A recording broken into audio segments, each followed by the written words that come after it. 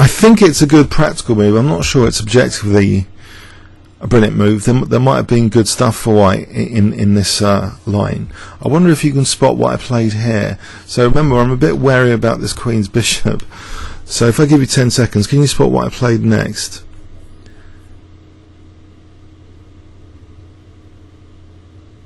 Okay, I sacked a pawn. I thought, then I walked away. I thought, okay, this is either brilliance or craziness, just giving up a pawn. I couldn't calculate it. I just felt rather that I wanted this aggressive bishop, maybe to g4, maybe then queen d7, castles queenside, just try and get f-file pressure, get the two bishops working. Okay, so he played b4 actually first, then he snapped up the pawn. And now here, if I castle, I thought, well, that might be okay, but I thought maybe I can castle queenside as well. So bishop g4, so an immediate pin, and he plays actually queen d2. Now there might be a good line for white here, knight e3, with the idea that if bishop takes e3, white can play maybe the strong f takes e3. And although this looks a bit strange, it does protect f4, it does protect d4, and in this kind of position maybe white's better here, but it's not so clear. White's not that much better. It's just that I have got that stranded isolated pawn kind of fixed, and white solved some tactical issues, so he's got pressure here, but maybe black's got some chances as well. So so bishop g4, queen d2 was played, and actually I played a sort of Nimzovich move, just my own bishop for knight, just to cripple the pawn structure. And now d4, because I was excited at this prospect of a centralized queen actually, eyeing f3 and the queen side. So after castles queen d5, and I thought this is kind of pleasant. And in terms of overprotection, I'm overprotecting d4, so I thought Nimzovich would be quite pleased with my play here, doubling the pawns and isolate pawn. Am I making my opponent's pawns like his grandma's teeth? That's the question, the old Bulgarian saying.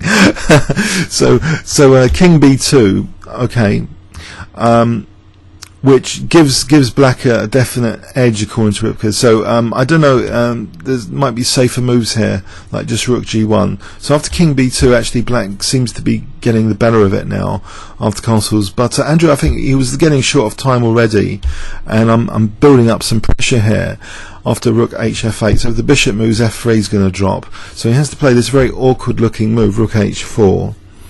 And here I have a big think about this position. I don't know what you guys would play in this position. Would you just snap that pawn on e5, or would you consider, rook d7 to f7 to try and get f3, or something else? I didn't see anything that clear with a rook maneuver, so I thought best to snap the pawn back immediately. I played knight takes e5, so these came off. And now Andrew plays maybe a controversial move, rook e4, because he is letting go of that h5 pawn. I don't like decentralizing my queen though, and I thought, hang on, there's like potential rooks on the 7th, and queen c4 checks. This might be dangerous for my king. So at this point I was a bit concerned, to be quite honest, playing this kind of gobbling move, getting my queen away from the center. Anyway, so queen takes h5, and now knight takes d4. I've got a pleasant pin actually, and one of the benefits of this bishop as well is protecting d8, so cheapos like knight c6 are not going to be that effective if I did move my king to sort of shelter it a bit. I thought this was the right time to shelter my king, so king b8. Okay, I think black stands better because of the structure, and this bishop is good at the moment. And this pin is good. Now Andrew, he plays f4. Now there is a line he showed me after which was very interesting, which is if I played queen d5, he said about knight e6, but let's engine check this position just to make sure. He said knight e6, so although that's giving up a rook, it's winning the f8 rook. So let's see, is knight e6 a good move, or is it a blunder here? So queen d5. So in this position, queen d5. So knight e6. Oh, apparently black might be better after these exchanges. So we had a quick look at this in post-mortem. So H pawns and pre. So what about, so H5? We didn't really check in detail about this. So this pawn going for a run, I'll check. Okay, say here, check.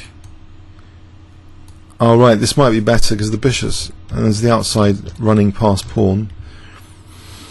So say knight e6, check. A6. Okay, so maybe black's got a bit better chances, but it's not much in it here in this endgame. Right. So I didn't play that queen d5. I was looking at this rook and this pin. I wanted to intensify the pressure on the pin, and maybe that's why I played this move, this silent rook move, rook f e8. Okay, so if I can recapture or threaten to take on e4 and take on d1, I thought that would be interesting. And the queen's coming back to the centre from e8, and there's no knight c6 checks because my bishop's protecting the rook. So he took, and I think I'm definitely like better now because of this nasty pin and the structure, the pawn structure. So queen e3, I don't want to repair his pawn structure with queen e3. So I played this move, going right into the discovered check zone. But I have no fear here because knight c6 I can just take. But he actually plays queen e5, and now here black's just better, I think, because it's, if black's given a chance, this h pawn's going to run. So it's not only the structure, it's this clear pass pawn over here, which is a problem. And he's getting in severe time trouble now. He's only got like 4 minutes to reach move 35, and so there's about 7 more moves to make, I think. So he plays king c3, but the position's kind of bad actually here. In fact, because I've got 3 pieces on d4.